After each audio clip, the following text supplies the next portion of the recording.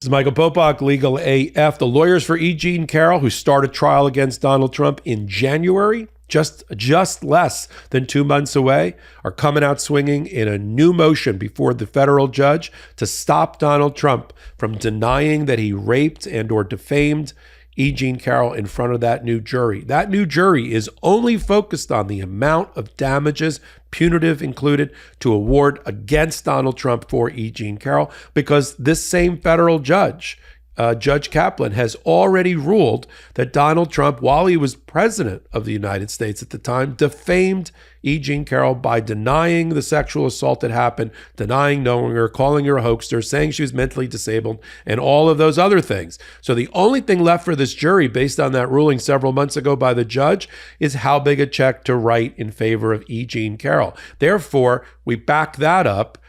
The lawyers for Jean Carroll are then telling the judge there are limits on the evidence and defenses and comments and testimony that Donald Trump can use at trial in his defense of the damage case. He can't retry the case of whether he raped her and or defamed her, because you, judge, have already decided that. We have a concept in the law called collateral estoppel, right? Or issue preclusion, meaning if a judge or a jury has already ruled one way, you can't argue against that in front of the next jury or judge. You're estopped, you're prevented.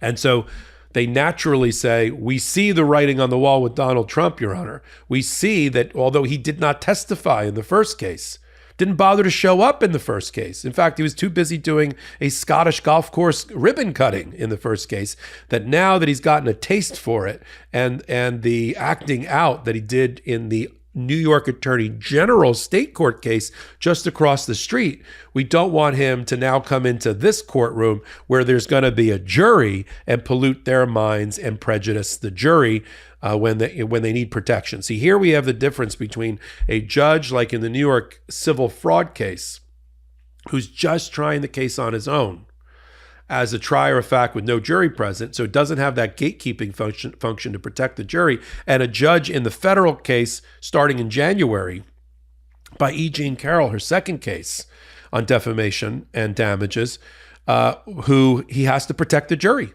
And we have rules in the rules of civil procedure and the rules of evidence that protect the jury from commentary statements, evidence, and testimony that would just blow their minds and make them incapable of rendering a fair and just verdict. And that's what this new motion by Jean Carroll's lawyers is meant to do, is to cut Donald Trump off at the pass, cut his knees, cut him to his knees on these particular issues. Let me read what they're trying to accomplish and explain to you why they're doing it very smartly right now, 2 months before trial.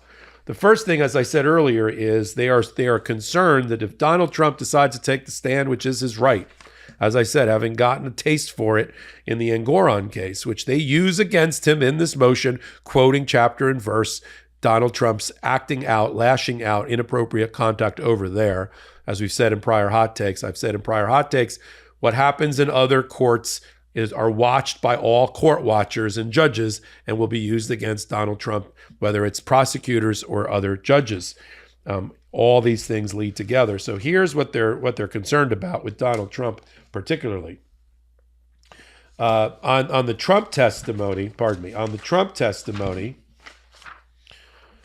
they say as follows on page 5. Once again, Trump includes himself on a list of potential witnesses. He did last time, didn't show up. While it is Trump's right to submit to questioning, he does not have the right to say whatever he pleases.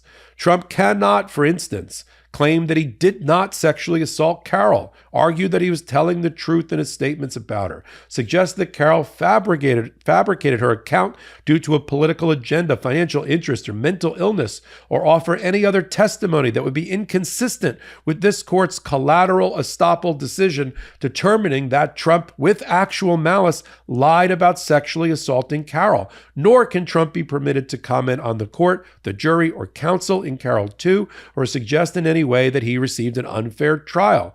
I wonder where they got all that from. The court should enter an order explaining this prior to trial to avoid any possibility of prejudice before the jury. That's what they're worried about. And then they give the judge, as if he needed it, because Judge Kaplan follows the comings and goings and acting out of Donald Trump and other courtrooms, because he cited it in prior rulings, but they gave him examples of what's just happened in the New York Attorney General case. And on page 6, in footnote 4, quoting from the transcript in that case, they say this was Judge Engoron's attempt to control Donald Trump without a jury present. The court, meaning Judge Engoron, in addition to the answers being non-responsive, talking about Trump, they are repetitive, and we don't have time to waste. We have 1 day with this witness, Mr. Keiss, the lawyer for Donald Trump. Can you control your witness? Because I'm considering drawing a negative inference to any questions that might be asked. The court again, Mr. Keiss, that was a simple yes or no question. We got another speech. I would beseech you to control him if you can. If you can't, I will. I will excuse him and draw every negative inference that I can. Observation by the court. Trump doesn't abide by the rules. And then they give examples of Donald Trump inside and outside the courtroom, attacking the judge, the counsel, the witnesses, and the like. Quote from Trump in the case across the street in the other courtroom.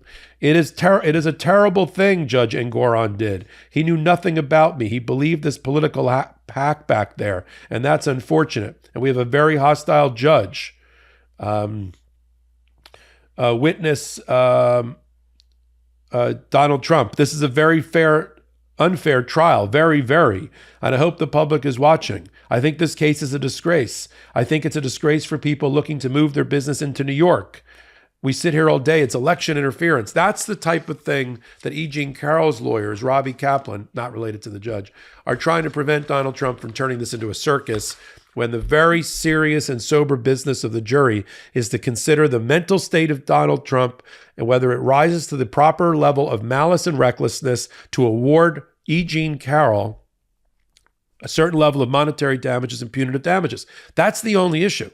Now, on the other hand, the lawyers for Jean Carroll want to be able to put on evidence, mini version of evidence that they used in the first trial, in the first jury, in order to go to this level of mental state. They want to play the Access Hollywood tape, that now infamous tape where Donald Trump was caught on a hot mic bragging that he could grab women by their genitalia and get away with it. They want to play that to show mental state. See, that goes to an element that's important to this new jury, because that new jury is going to be instructed on day one by the judge. Welcome, ladies and gentlemen of the jury. I have already, prior to this trial, made a ruling concerning defamation and liability. I will now read you my ruling. You are to accept my ruling as true. I instruct you to do so. Your sole focus in this trial will be limited to damages, how much to award, if anything, to Jean Carroll from a compensatory or punitive damage standpoint for mental anguish, negative impact on her professional reputation, and the like, resulting from what I've already found to be the defamatory statements by Trump. That's going to be a version of the instruction given to the jury. And then it's up to even with that instruction, Jean Carroll's lawyers have a burden of proof that they have to prove to the jury this malice, this intent, this mental state of Donald Trump, and things like the Access Hollywood tape, things like bringing back the two women who were also attacked by Donald Trump and sexually assaulted.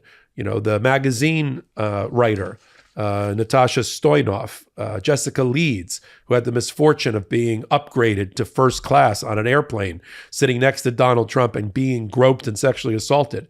Those go to his mental state. Those go to elements that the jury has to consider, whereas Donald Trump getting up there and speechifying and attacking and denying the attack ever happened, or trying to tear down Jean Carroll, has no place in that courtroom. And that's what this motion is trying to get to the heart of.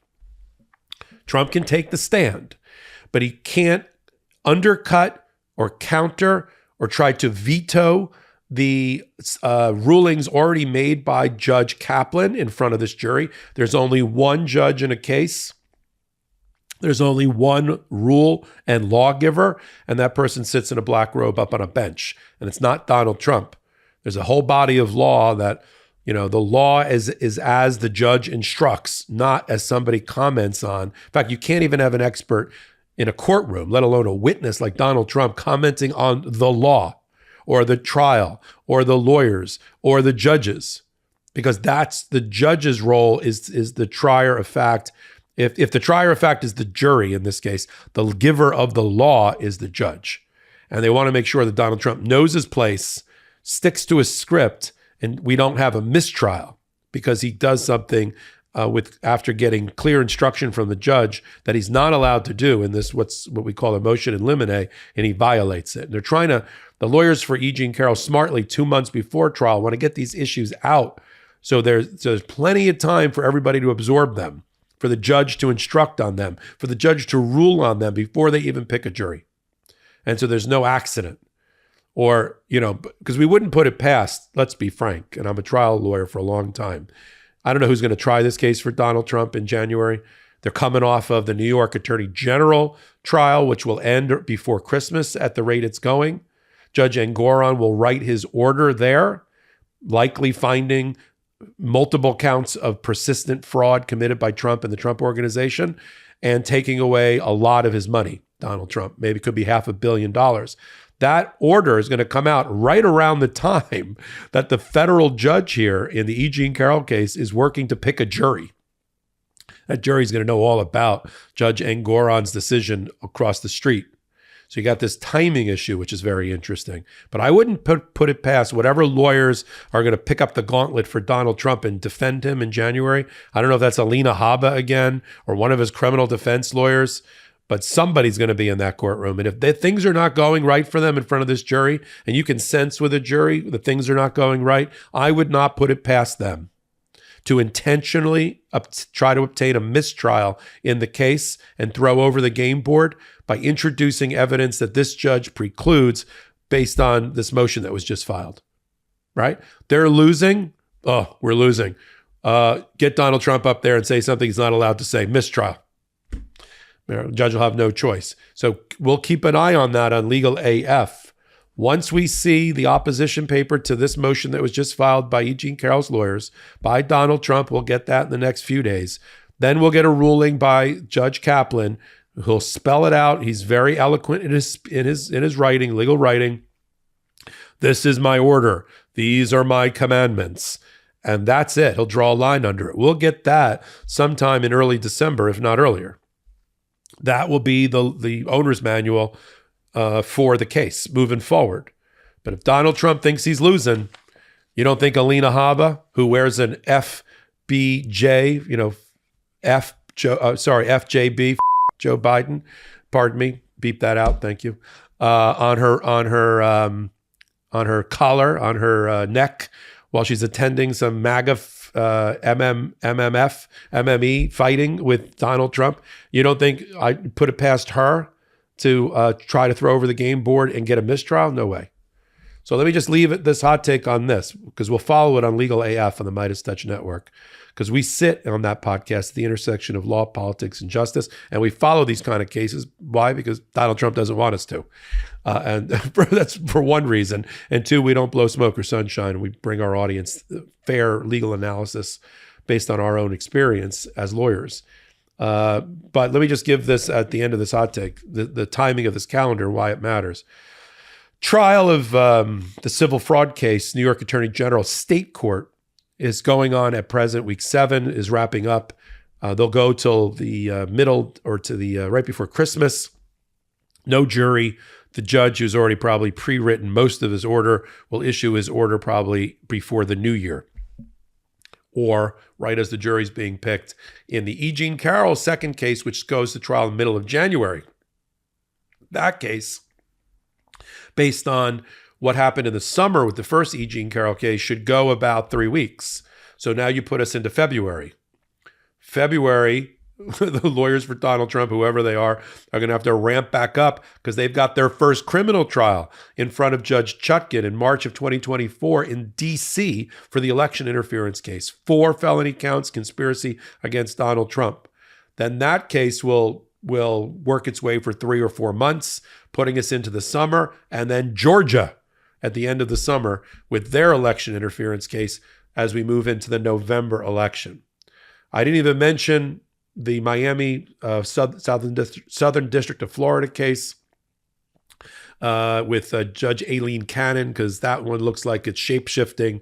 She's going to try to help Donald Trump out and not try that case during this year. And then there's another trial that could slide in behind the Miami trial, and that's the New York Stormy Daniels hush money books and records fraud case, which is still on the books for March, but easily could slot in at any gap here between now and November of 2024.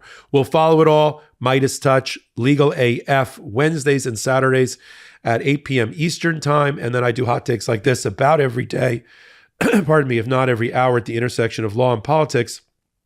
Give me a thumbs up if you like this content. Until my next hot take, until my next Legal AF, this is Michael Popok reporting. Hey, Meidas Mighty, love this report? Continue the conversation by following us on Instagram at MeidasTouch to keep up with the most important news of the day. What are you waiting for? Follow us now.